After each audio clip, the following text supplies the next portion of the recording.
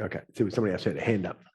I had a question about teaching and also one about my own practice. So my teaching groups, one is in the village, and the people I've been doing health promotion with for the last 5 years. And like, as you said, when I started, I bombarded them with information and I keep pairing it back every year. So I thought I would try some Qigong with them. Because it was about 6 degrees, we're all wearing 4 layers of clothing, so that it was a bit hard for them to move their arms or bend. But they had so many questions about every single movement. So I realized that for the group that I have in the village, that, as you were saying before, I think even just teaching the bow would be something that would go on for 6 months, and they'd be quite happy with that. Like, they want to know how to do it perfectly. Right. But in my other class is here in my apartment, and a lot of people are elderly and have problems with their joints. So I was wondering whether it would make more sense to have 2 groups, like do chair Qigong with one group and or whether it's okay to mix the group. I wasn't really sure about the dynamics, and the people in my apartment are less likely to ask lots of questions and be more interested in the physical aspect of it, I think, to start with. Yeah, so my answer would be you can have a mixed group, some people standing, some people are sitting, as long as the people that are sitting are okay, they're sitting while other people are standing. Do you understand what I'm saying? So as long as their ego is okay, that they're not going to feel bad about themselves because they have to sit and the other person's standing. When people get older, they're really competitive. If you've ever worked with old people, they still want to compete. They don't want to give up. They don't want to see that they can't do something. So you got to be really wary showing them exercises that they shouldn't. I don't even show them, because if they see me doing something in a deep stance, they'll want to try it, even though they physically can't do it. They'll want to try it. And Marge wants to. Well, Marge can do it. I can do it. And Jack wants to do it. And Marge wants to do it. And they're doing postures they should not be doing, but they don't want to give up. They want to do it. So I don't even show them what it looks like. So they don't even know it exists. And so part of that is about managing the group where they all feel comfortable and they don't have any problem with one standing, sitting, or if they do, just have a sitting group and have a standing group. It's up to you. You'll work this out, because some people might be really okay with that and other people feel really bad sitting down. They'll feel like somehow that they've failed somehow. I mean, we've got to deal with people's own stories in their head. Maybe if we did a sitting one for everyone at the beginning, and then I could like pick out the ones who are more capable and do a separate one for them. Correct, something like that. Yeah, that could be. And you just there's numerous ways of getting around it. And you just got to try different things to work out what it is. Like you said, I tell them all the stuff I know, and then realize it's too much. Okay, you just need to tell them, okay, just relax. let's learn how to relax first. We won't even move the arms. And so that's what you learn. You learn that you just keep going back and back and back till you find the level where they are. And it might be, this is the weird thing. It might be just because they're in a group of people, they feel good. It's not even the practice. It's just they can hang out with a whole lot of people together, and they just might like the community. Yeah. And have a cup of tea afterwards. That might be the highlight of the day. It's not the exercise. They do the exercise so they can go and hang out with each other. They're not even there for the exercise. They're there for the community. So there's all of that going on too. So it's all about working another one out as well. It's a great question. And congratulations teaching these different groups. They're fantastic. Very cool. The other question was, I know you have a level 2 training come up, and the next won't be for 2 years. But like we've been listening in this discussion, I also think that I need to practice probably for 2 years until I really know what I need to fix. So would you suggest that I wait to do the level 2? When did you do the level 1? I just finished it in December. If you've been practicing the whole time, you'll be okay. If you practice right now up to March and you're practicing the 3 of them, the Shiva, Shir, the 5 elements, and the heaven to earth, if you've been practicing those all the time, you'll be fine. But you need to practice them constantly till March, and then you'll be fine. Then you won't have to wait. Okay. But if you haven't been practicing much, then it's going to be really hard, because I need you at the level where you don't have to think about the exercise, whether you're doing it wrong or right. You don't have to think about the breathing. You already know how to do that. And you're only going to get that from practice, from time. But as long as you practice, you'll be fine. You practice them all the time. And you're teaching them too, so you get to practice while you're teaching them all the time too. So as long as you're doing that, you'll be fine. It's good. You just got to get to the place where you don't have to think about what the exercise looks like. So I don't have to adjust your exercise. I don't have to talk about your breathing. You already know how to do that.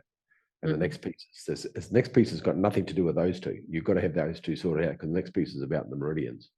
And so you've got to have, you can't be thinking about the meridians and whether your posture is right and whether your breathing is right when you're talking about the meridians. You've got to have all those two done first. That's all I would say. But you'll know yourself where you're up to with that. Yeah. Thank you. Yeah, no worries. That's a great question. That's a good question for everybody as well. Oh, they were asking a lot about the meridians too. So I have and if you can see him. Oh, you've got the man. He's great. But he has to wear a little Indian dhoti to cover his private parts for cultural reasons. But he's been coming to classes too. Yeah, that's great. I mean, the whole meridian study is this huge thing, and it's not a small thing. It's complex. And people ask questions and say, the understanding meridians, when they do a degree in Chinese medicine, they spend like 6 months discussing the meridians. It's a huge subject, and the technicality of that, because the network is huge. The network there's so many different networks inside our body with them. And we're just talking about the 12 basic meridians. There's a whole lot, there's a truckload more of them inside our body beside that. And so I think it's just, if you explain that there is, and there's some great books on the meridians as well. If the people are really interested, you can get them to do some home reading on them. But it's just a huge study. And as long as they know where the 12 are, we talk about the meridians, but they just have the fascination of that. Be careful not get caught up in the discussions around that, because once you start opening doors about, when I'm doing this exercise and it's for the kidney, is it moving up and down the kidney? Or you say, yeah, it is, but don't at this stage. We just want to get the exercise right first. Get the exercise correct. Get the breathing, timing of your breathing in the exercise, and we'll talk about the meridians later. Don't worry about it. Know that they're doing it by themselves. You don't have to do it. They're doing it already for you. So you don't have to think about it. And just quite focus on the coordination of your breathing and the movement of the arms. We'll get that one. That could take a few years to sort it out. And people think they get it done right from the start. They think that their arms and their legs are the coordinator of their arms. And you say, well, once you get the coordination of the arms, oh yeah, I've already done that. And you look at them and they're going, and they're halfway up and they've already stopped breathing. They're holding their breath. They get halfway out and they're still holding their breath. And they said, well, and you can go back to people to explain it and get them to do a long breath one. So they'll see what I'm talking about, and do embrace the mountain and just say, okay, start from the bottom and breathe in. And I want you to stop your arms when you've run out of in-breath. When you've run out of in-breaths, I want you to stop your arms. And they'll stop and they'll keep going, no, I want you to stop when you've stopped the in-breath. When you run out of in-breath, you can't breathe anymore, and I want you to stop moving your arms. Don't keep moving them. Yeah, because they've got used to they breathe in and they stop breathing in, and then they keep moving after that. And the same with the out-breath. You've got to stop when you finish the out-breath. Okay, and breathe out. And they stop when you breathe out. And they go, oh, shit, I've run out of breath here. And they won't know they're doing it. They won't know they're holding the breath. And so part of it is about how do you breathe full breath, start to stop. And that the coordination with the in-breath, out-breath, and the start of the breath and the end of the breath are exactly the beginning and the start of the physical movement. That takes years to perfect that. That's a big practice to have that coordination. That's okay. We've got to start somewhere though. It's fine. Anyway, well done. Next question. Kerry, welcome, Kerry. I didn't see you there. Kerry, hello, Kerry. Kerry, can you hear me? Or am I frozen? Or you?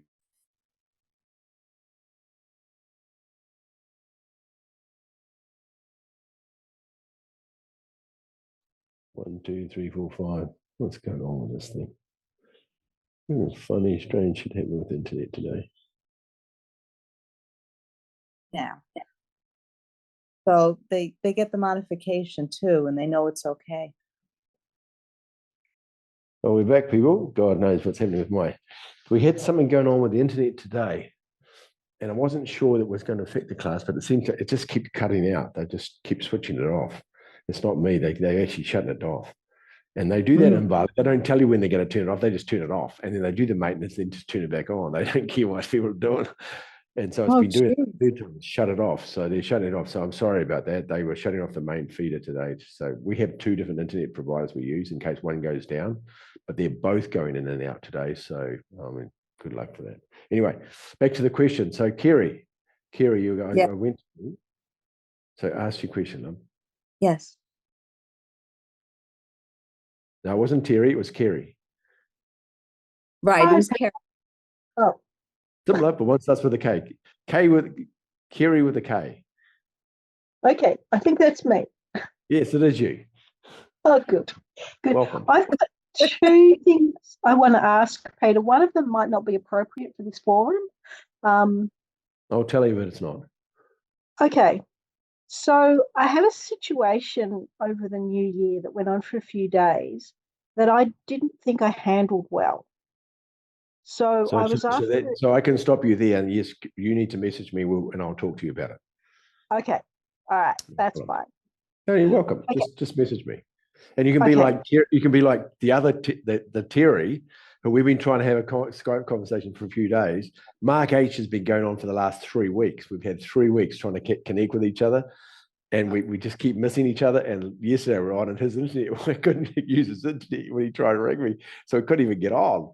So it's been ongoing. Now I've got the same thing going with Terry at the moment. So, but just know that I do everything I can to connect with you. So just message me and let's work out a time so you can talk to me about that. You're very welcome. But that sounds like a very personal thing. So let's talk about that personally. All right. I mean, I can do it without getting personal, but that's, as I said, I don't know. I heard where it was going. I think that should just you and me. okay.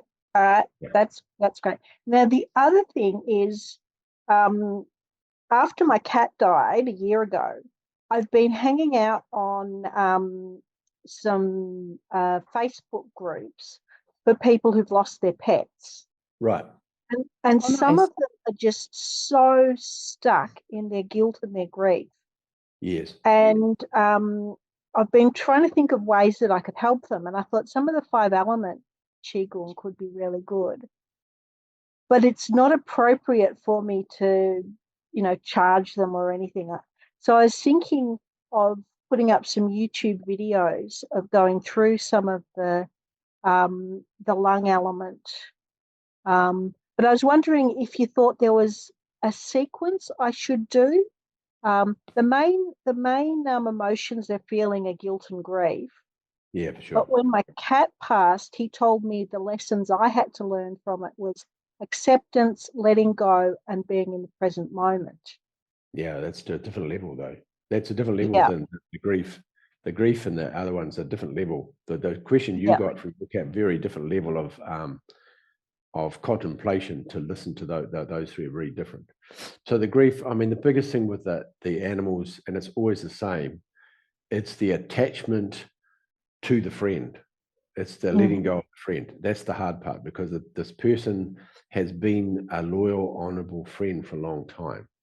And that letting go of that friendship is the most difficult part, because it's like a cigarette. It's your best friend, and you always get the same reaction. They always do the same thing. They're dependable. They're always there.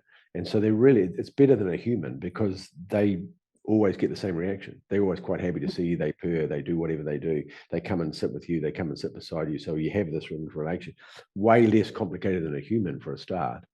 And saying that some cats are complicated, but most cats aren't. And so it's letting go that attachment to the friendship of that person. It's like grieving the loss of your best friend, and it's not an easy thing to let go of. And and everybody say, well, just get another cat. No, it's not the same, because it's a different thing. It's a different character. You're letting go the attachment to the friend of getting something from that friend, and what you're getting from the friend was love. And you're getting the feeling of love and caring and commitment from that friend. You've got to let that go, that you're getting from that, and seek it to get it from something else, or just let it go. It's not easy to do, because their whole life can be based around one friend, which is their cat. If that's the one person in their life that's been fulfilling their needs, filling up their needs for love and care, and that one person goes, well, you can see the hole that's just left. And people say, "I'll get another cat." Yeah, it doesn't quite work like that. It doesn't work. It's a whole process of the relationship you had with that entity, the relationship and how it was filling your needs as a human being to give you a feeling of love and care in your life. There's no easy answer to that, because everybody does it slightly different. Yeah, but That- you could that's- start off. So the lung exercise would be ones. Back to your question, the lung exercise would be a good exercise to start with if they're willing to do that, because it'll strengthen their lungs. But if they don't deal with the story about what the cat was to them, then no matter what you do, that the story that's going to override them, destroy yourself, self-destroy anything you do the other way. There might be somebody that will help. It'd give them something to think about, give them something else to do, and might be really useful. It's tricky. It's tricky. It's a tough one. It's like someone who Yep. loses a child. It's not an Yeah, easy. You one- can't let the child go one week. One lady's cried every day for 2 years, and that Yeah, that's it. it's just So it just look at the level of friendship that person had with the cat. Their best friend's gone, and now they're alone in the world without their friend.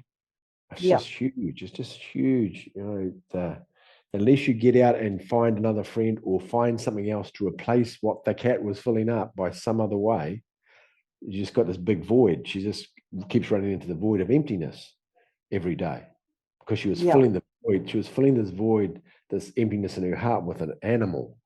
Well, you know, the animal's going to die, you know, and you know it's going to hurt because that animal's filling a certain need for you as a human, and it's the need of love.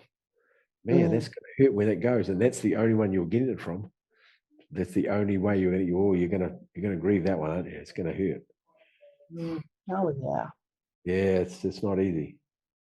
It's your best friend. You just lost your best friend. How is that not going to be easy? And if she's the only, and this particular person, if that's her only friend they have, what makes it even harder, doesn't it? That's the only friend you got. Oh, ow. What else are you going to do if you lose your only friend? So tough. Yeah. I mean, I could tell you on a philosophical, spiritual level that you're way bigger than that, but they can't hear that. No. That we talked about this is for everybody, so this is a general thing. You know, we talk about the God-sized hole in your heart, or the heaven-sized hole in your heart. You call God, but I don't use that term literally. And what we try and do is fill up this hole in our heart. We try and fill it up with something. And we try and fill it up with people, with our mother and our father and our sisters and our friends and our wives and our children. We try and fill it up with that. Or if that doesn't work and you're born into a family that don't know how to love you, and so then you go and you get filled up with drugs and alcohol and cigarettes and coffee, fill it up to try and take this feeling away. But the problem is the God-sized hole, and it can only be filled one way. And that's with your attention to God or heaven or nature, whatever you like to call it, or the higher virtues of the Tao, whatever it is you call that thing outside of yourself. That's what fills up the hole. And when you have that relationship with that, where even just call it nature, just to have that relationship where you and nature connected, that fills that hole up. And then it's not about people, but why we're constantly trying to get people to fill up that hole, it's always not going to be filled because people can't fill it. It's not their job. And when they don't fill it up, and when they don't make you feel good, you get angry with them. You get disappointed. You have judgment on them because they're not filling out the hole. But you're asking an imperfect person or an imperfect situation to fill something that needs perfection, and it's not people. We're too flawed, and we're asking them to fill something they can't. It's impossible. Can But you fill it with nature does. Nature does. So you just got the connection with nature is the piece. But what we do is we get caught up in using something outside of ourselves to fill it up. We use people, we use our best friend, we use the animals, we use whatever it is, anything to take away that feeling of emptiness.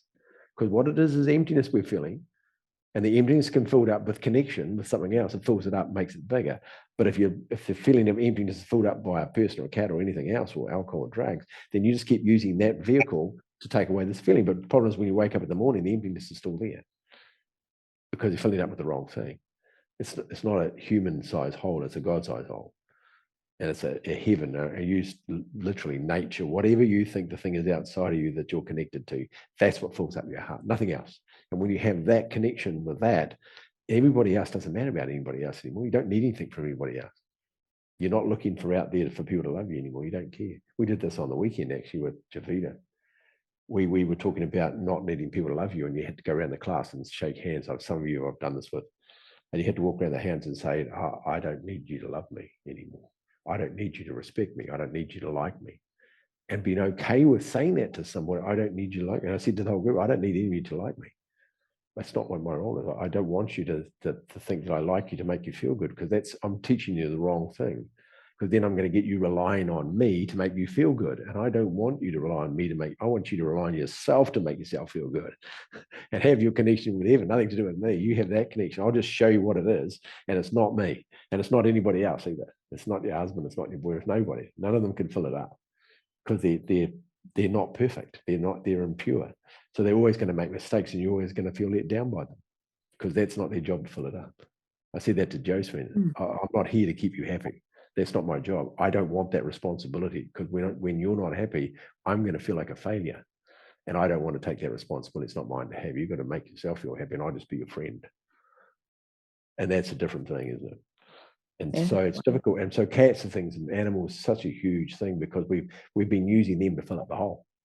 And now you've got to say, well, don't fill them up. Go for a walk in nature every day. And when you go for a walk in nature, the weird thing is, you walk in nature, you think of your cat, and you think of nature and the cat, and you realize, oh, hang on a second, it's the same thing, isn't it? It's all connected together, isn't it? Yeah, anyway, hopefully that's helpful, but it's not easy. And same with the group. But the thought, go back to what you said about taking them in exercise and putting exercise on the group that's good for grief, for the lungs. Yeah, put it up. Why not? There might be one person that gets some benefit from that, and that's good. It just, your intention's correct. You want to help. Good on you. That's great. Do that. Yeah. Can you fill the hole with self-love? Can you say again? Can you fill the hole up yourself? Can you fill the hole with self-love? Yes, yeah, of course. But it's not but you're not craving. It's the hole is not a self-love hole. It's a God hole. Okay. You can make you feel better by loving yourself and accepting yourself. But remember, the hard part about accepting yourself, you have to accept the not so good part of you. You've got to accept your shadow too. You're yin and yang. I have to accept the part that I really love and care, and I've got correct. And I have to accept the part of this over here where I'm judgmental and I get angry, and I've got to accept that part of myself too, because that's who I am. I have to unconditionally love myself for all my parts, my good and the bad. And that's the hard part, is to accept the parts of what you don't like about yourself. So you can do self-love as long as you can accept that. But then you remember, if you talked about God or heaven or the trees, they accept you without any judgment. God is unconditional love. It doesn't care. It doesn't care whether you do good, wrong, or different. It just loves you for who you are and accepts you for who you are. And so the nature does the same. You walk in nature and you just know it accepts you, allows you, and you walk in there and it just allows you to be there, and it has no judgment on who you are at all. It just accepts you. And that's it. But as I say, you can do the self-love, but you've got to be okay with letting the part that you don't like about yourself, be okay with that. So the principle is correct as long as you can do that part of yourself that's the grumpy one. you've got to love the grumpy one, the one that gets a bit angry. Sometimes you've got to be able to love that one too. Yeah, and if you can, well, then you'll be fine. But it won't fill it up. It still won't fill it up. That's just self-acceptance. It won't fill up the hole. The hole is a longing to be reconnected from where we came from. Our soul, when it came from, so it's a longing to be reconnected to that again. Because in theory, when you come down, he gets shut off. It gets cut off. There's an energetic connection to it, but there's a conscious connection disconnect from it. Otherwise, you'd know where you came from, and being in this planet, you wouldn't learn anything because you already know. You sit here, well, yeah, I know I'm here. I know the whole purpose of life. And you'd be 3 years old saying, I don't need anything. I'm fine. I don't need to go to school. It's a waste of time. I know everything. And your parents say, what do you know? So I know everything that you know and more that you don't know yet. Because if you come in with full consciousness, what's the point? What's the point of coming here if you knew everything? No learning, no experience. That's why it gets taken off you. It's fantastic, isn't it? And then you get it back, and you get it back by doing Tai Chi and Qigong. It opens up the door again to get it all back again, so you get the consciousness back again. And then you can see all of it. You get to see more and more and more and more and more, and realize that it's just huge. And you had it right from the start, but your mind didn't understand that. Anyway, moving on. Hamid, question. Oh, Kerry, any more questions? Which I found fascinating. On behalf of me and Telecom Cell,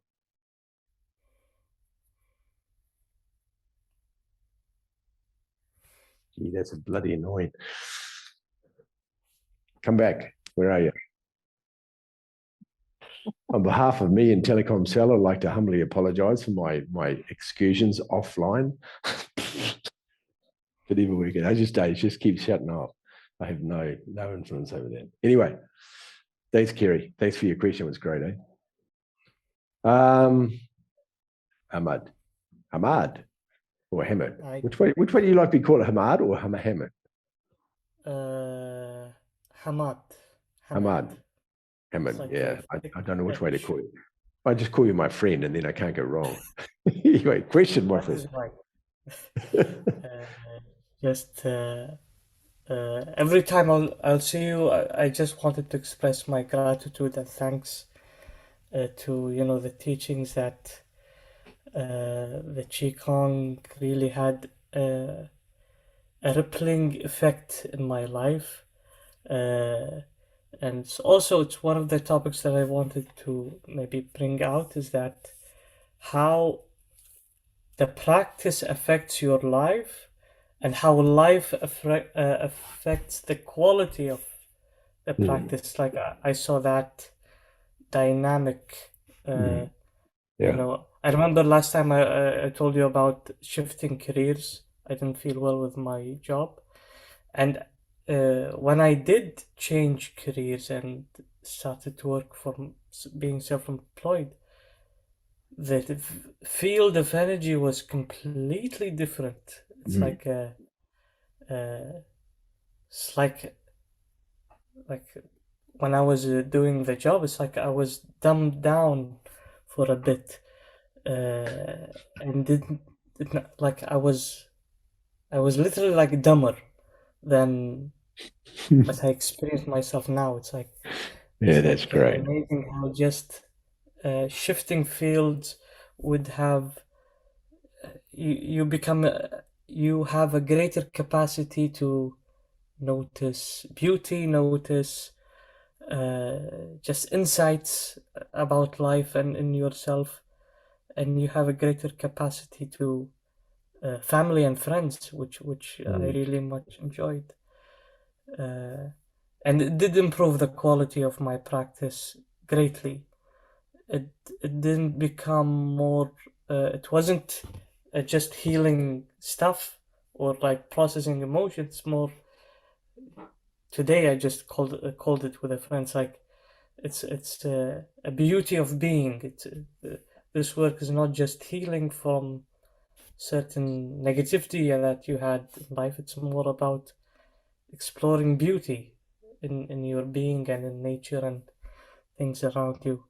So it's like every day you're in my prayers of gratitude, and it's really meaningful to me. And yeah, that's I just wanted to bring that up. That a good life is important. Hey, thank you. That's really beautiful words, and hearing that from you, because you become one of my friends, and hear that from you, it means a lot, because it means that you in the world and our relationship in the world, your soul, whoever your soul and my soul, have connected in this world. And out of 8 billion people, we've connected, and we have this connection of friendship inside there, and of sharing with each other experiences. And I think that's such a beautiful thing to have. And we live in two totally different, not only different countries, but different cultures as well, different languages, different everything. And we can come together and meet somewhere that you and I always believe that, if I meet somebody in this world and we have this connection, that we've known each other before. And so other lives, we've been here before, and we've had different roles. And heavens, I could have been a woman, I could have been your son, or who knows who I could have been.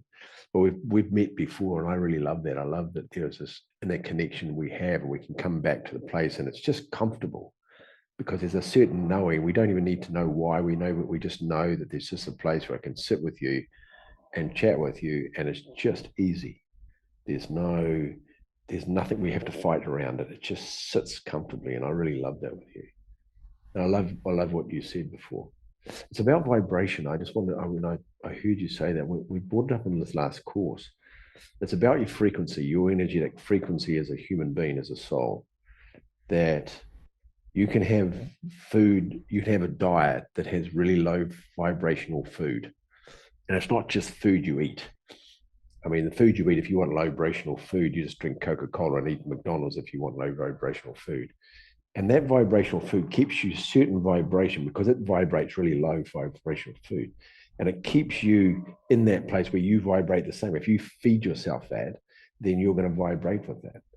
But it's the same thing with people. If you mix with a group of people that are, and I say this with lots of love and care, that are in a vibration low, then your vibration is going to be the same, even though your vibration might be higher, but their vibration, because there's a lot more of them, will affect yours.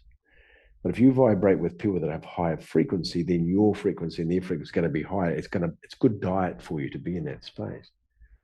But it's like what you watch, is having good frequency visual things, that you watch things that bring inspiring things to your life. If you watch negativity and horror movies and things that are all low vibration movies, then all you do is take yourself down at that frequency of vibration. And it's such an important thing. Food's a huge thing.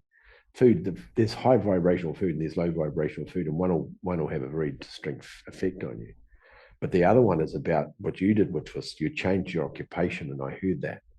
And that's going from an environment where the vibration is, and I'd say nothing against them personally, because it's not about anything except consciousness. Their vibration is a certain vibration. The whole company will have a vibration. You walk in there and you can feel this vibration this is what it is.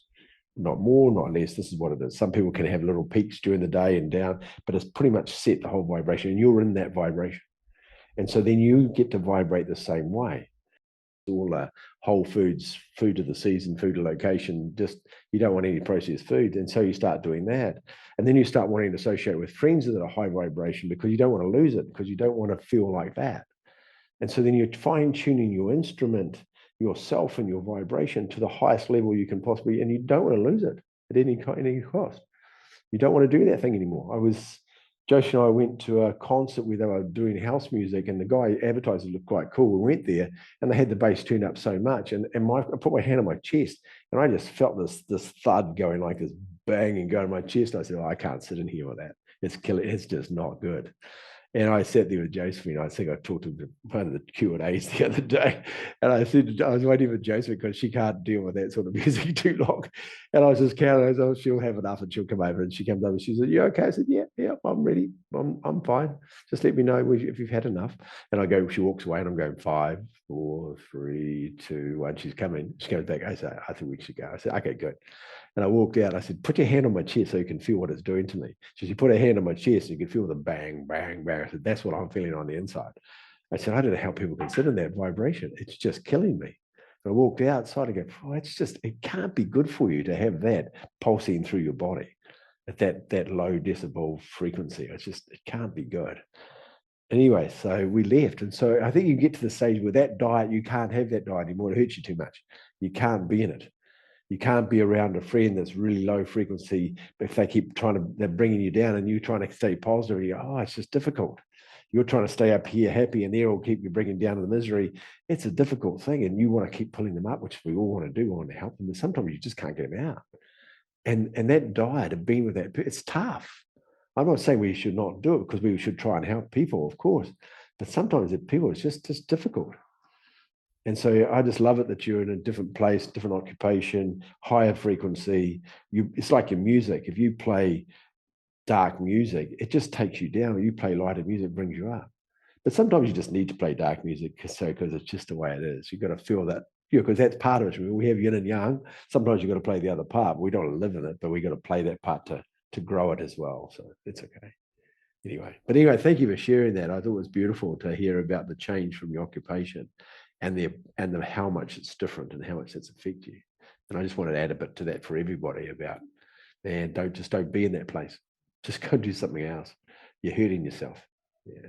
Anyway, thank you. I noticed the influence of life in general, and this is what brought in the philosophy side of the monastery teachings about truthfulness and service and loyalty and these 10 values, and how we manifest them in life, how we ourselves live in a balanced life.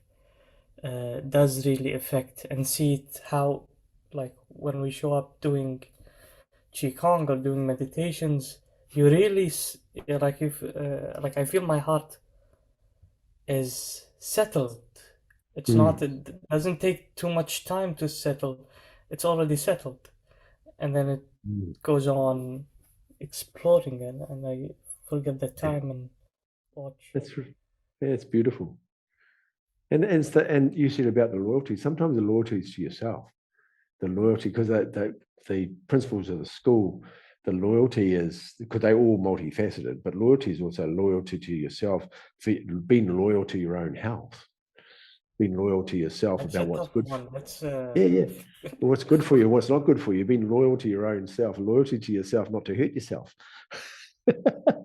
It's a part of that, is that, and they're having the courage not to hurt yourself, and knowing something that's not, it's not good for your health or good for anything. Because the vibration, the problem is, and Hamid, is that the problem is the vibration, the low vibration makes you sick. That's where the stress, the worry, and the anger, it just makes you sick, because the vibration gets in your body and causes dysfunction. The body starts not operating properly because that vibrations are hurting it. And it's like the perverse chi thing. That's what it is. It creates perverse chi. And so those negative vibrations they're going to make you sick. They just will. And that's what you see with people, their vibration. You get a sick person, you sit beside, you can feel the vibrations low because of the sickness. It does bring into another topic, which is, I think, big in many cultures. Even I think, yeah, every culture has some form of it, which is the nature of transmission, transmission of energy. Like I experienced, like, there is transmission of teachings that is not a spoken word or like something written literally, but it's like the energy. And it started making me think philosophically about even a teacher. Can a teacher transmit energy while he's past gone? Through, can a book become a teacher? Or because I do receive like, I do feel transmissions through books, and sometimes they're done purposefully. That's very cool. So words have energy. Yep, that's when we write down at the start of a course, we write down your intention, what you want to achieve from the course. And as soon as you write it down, it has energy. It exists. That exists in the world, that energetic of what you wrote, it has its own energetic thing. It lives. That's why you've got to be careful what you write. It's why you're careful. If you have a business plan, you change the business plan, you've got to get rid of the old one, because the old one exists as well. And then they're in conflict with each other. It's the same principle. So the transmission comes in the book. So when he wrote the book with those words, knowing what it meant to him, what he wrote. But when people read it, they read it with their own filter of what they think he said, not what necessarily what he was writing, but what they think he said.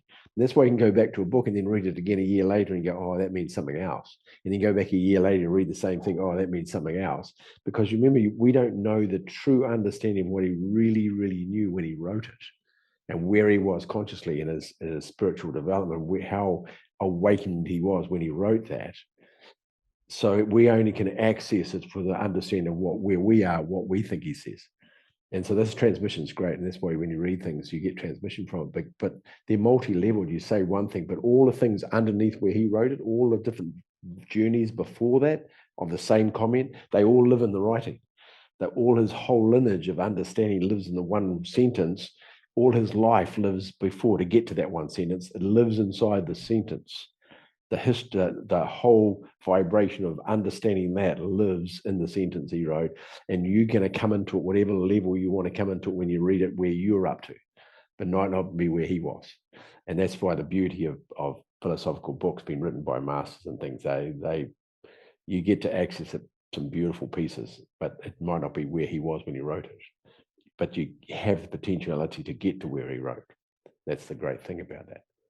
It's very, very cool. It's a beautiful thing you brought out. Yeah. I think the Arabic culture is they do really emphasize that in the spiritual teachings. They rely on that heavily as to they have a word. If you stick to the words, to only the literal words, you would get lost and not really embody that, but really receive, or they would say it, knowledge by presence. This is the main way to receive knowledge, through an open heart, and then read the words, or Yeah. that. I think it's also influenced by the Greek philosophers too, and it's brought down in that way. Yeah, and to know that they're multi-dimensional, they're multi-leveled. The comments are multi-level. It's like I read, and you've heard me say this before, I read the Tao Te Ching every year. And every year I ring the Tao Te Ching when I read it. What I thought that meant last year is so totally different when I read the same paragraph and go, oh yeah, there's another part to that. I've just learned another part this year about what that really means. And then, but I don't think that that's the only part, the only answer. That's just where I'm up to understanding that. Because there's other parts I read, and I said, yeah, I haven't got to that. I don't know what that means. I could have a guess what I think it is, but I actually don't know what that means yet. And then next year I go, well, next year I'll know. And I go back, no, still don't know that yet. And been okay with that. And the other parts have gone big leaps in the other parts that I do understand and still know there's a whole lot more, because where he wrote it and what it was, how profound it was, is bizarre. It's like reading the Quran. There's just all these different levels of understanding from the person who wrote it. And that's what makes them such beautiful pieces of literature. Is just a multi-dimensional piece of where you come in. As I say, there's the part that was the true piece, and there's always this levels depending on where you're up to or which part you understand. The same words, and you get a whole group of people in a group and read the one sentence out, and you're going to get 40 different answers of what they think it said. And you go, well, okay, there's all the different levels of understanding of that. And which one do I fit in? What level am I up to? I'm up to this level. I'm this with this group. This is what I think it means. And then these other ones, well, that's way outside of my level. I don't understand any of these ones. And I think it's something about the humility of knowing we're constantly learning. I don't think, as I say, I don't think you can get to the end of it anyway. I think you'd be floating. You could levitate, I think, if you knew understood it to the level of what you could possibly do. I mean, I don't even know how your mind could even perceive. I mean, I said to somebody the other day, I think, consciousness, level of consciousness.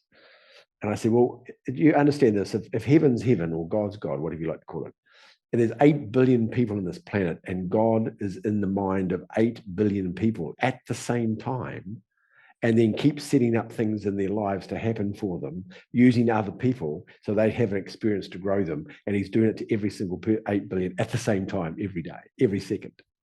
Whose conscious is that? Can I try to even hold how big that is? My mind goes, well, I could hardly work out what I'm doing, let alone 8 billion people at the same time. We just don't perceive the enormity of that consciousness. And that's just the humans. What about all the animals? It's doing the same for everything else as well. The animals think too. So, I mean, it's got whole things going on.